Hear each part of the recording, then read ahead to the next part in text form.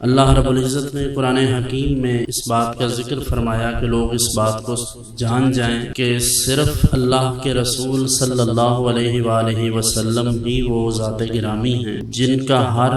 قول ہر فعل ہمارے لیے حجت ہے اور حرف آخر ہے، اور تا قیام قیامت تمام مسلمانوں کے لیے یہ مشعل راہ ہے۔ حضور انور صلی اللہ علیہ وسلم جس چیز سے منع فرما گئے ہمارے لیے وہ خارج از دین ہے، اور جس چیز کو حضور اپنا گئے ہمارے لیے وہ دین ہے۔ ضرورت اس امر کی ہے کہ شعوری طور پر اس بات کو سمجھا جائے کہ سنت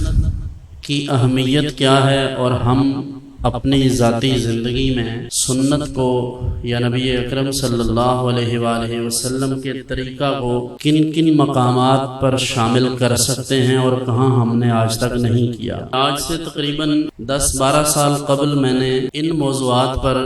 2-3 جگہوں پر گفتگو کی، تو جن لوگوں کا مطالعہ سطحی ہوتا ہے، جن کی معلومات بڑی محدود ہوتی ہیں یا جن کی فکری بلوغت ابھی نہیں ہوئی ہوتی، شعور و آگہی کی دہلیز پر ابھی قدم نہیں رکھا ہوتا، تو وہ ان باتوں سے مفہوم مخالف تراش کر یا اپنی مرضی کی کچھ ایسی چیزیں کشید کر لیتے ہیں اور لوگوں کو یہ تاثر دیتے ہیں کہ لو جی انہوں نے تو ختم کے کھانے کو ہی حرام کہہ دیا۔ تو ریکارڈ پر یہ چیزیں ہوتی ہیں کہ وہ تمام لوگ جو غریب ہیں، نادار ہیں، جو مستحقین زکوٰۃ ہیں، انہیں تیجا دسواں چہلم کے ختم کا کھانا نہیں کرنا چاہیے۔ منع کا مقصد صرف ان لوگوں کو یہ سمجھانا ہے کہ وہ یہ جان جائیں کہ یہ فرض نہیں ہے اور یہ واجب نہیں ہے۔ فرض واجب ہوتا تو غریب امیر کا فرق تو شریعت نے زکوٰۃ میں رکھا۔ آپ دیکھیں نا،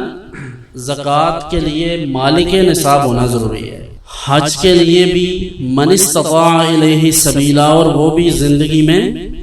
ایک بار ہے۔ اس لیے اس پر کسی مولوی کو، کسی پیر کو سیخ پا ہونے کی ضرورت نہیں ہے۔ ایسی باتوں سے ہمیشہ وہ لوگ ناراض ہوتے ہیں جو ختمی مولوی اور پیر ہوتے ہیں، یعنی جن کا ٹارگٹ صرف ختم ہوتے ہیں۔ اس لیے انہیں لگتا ہے کہ جب میں ایسی بات کرتا ہوں وہ یہ سمجھتے ہیں کہ یہ سیدھا ہمارے رزق پر چوٹ آ رہی ہے۔ تو ظاہر سی بات ہے، میں تو کہتا ہوں اگر آپ کو چوٹ پہنچ رہی ہے اور آپ کو محسوس ہو رہی ہے تو ٹھیک محسوس ہو رہی ہے۔ میں نے کسی اور کو چوٹ نہیں کرائی، میں نے انہی کو کروائی ہے جو اس سسٹم میں داخل ہو کر لوگوں کا ستیہ ناش کر رہے ہیں۔ مثال کے طور پر ایک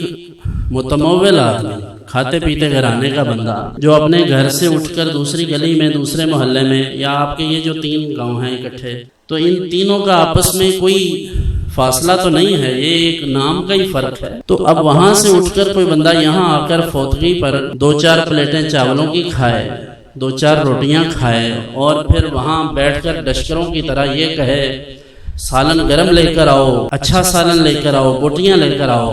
تو ظاہر ہے میں اس بد اخلاقی کو دین کا نام کیسے دے سکتا ہوں؟ کوئی بھی ذی شعور آدمی اسے دین کا حصہ نہیں سمجھے گا۔ اس کی اصل سائنس یہ تھی کہ جو شخص دنیا سے گیا ہے، اگر وہ مالدار ہے تو اس کے پیچھے جو اس کے ورثاء ہیں وہ اس کی طرف سے صدقہ کر رہے ہیں، ختم دلاتے ہیں، اس میں کوشش ہونی چاہیے غریب لوگ زیادہ کھائیں۔ اگر ہمارے مولوی اور پیر سمجھتے ہیں کہ ہم غریب ہیں تو ظاہر ہے یہ ان کا حق ہے۔ اگر کوئی مجھے کہے کہ آپ ختم کا کھانا کھائیں تو میں اعلیٰ حضرت کے فتوے کے مطابق اپنے آپ کو اس کا حقدار نہیں سمجھتا۔ ہمیں تو گھر سے یہ تربیت ملی ہے کہ کرو جائیے کھا کے تے کو مل پکا کے، تو ہمیں گھر سے ہی یہ کہا گیا کہ یہ کام نہیں کرنا۔ دین کا مفاد یہ ہے، نبی اکرم صلی اللہ علیہ وسلم ارشاد فرماتے ہیں یسروا ولا تعسروا، لوگوں کے لیے آسانیاں پیدا کرو، ان کے لیے مشکلات پیدا نہ کرو۔ تو اس لیے میں نے عرض کیا ہے کہ ہمیں اپنی ترجیحات بدلنی چاہیے، اور دین میں اللہ رب العزت نے جہاں آسانی رکھی ہے وہاں لوگوں کو بتانا چاہیے کہ اس میں آسانی ہے، اور جہاں اللہ کی طرف سے پابندی ہے تو اس پابندی کو بھی لوگوں تک پہنچانا چاہیے کہ اس میں سختی ہے، اس میں اس کو لائٹ نہیں لینے کا، بالکل اس کو اپنی مرضی سے نہیں کر سکتے۔ آج کی میری گفتگو کا خلاصہ یہ ہے کہ ختمات جو میں نے نام لیے ہیں یہ فرض واجب نہیں، لیکن ان میں شامل ہونا اور ان کو ادا کرنا،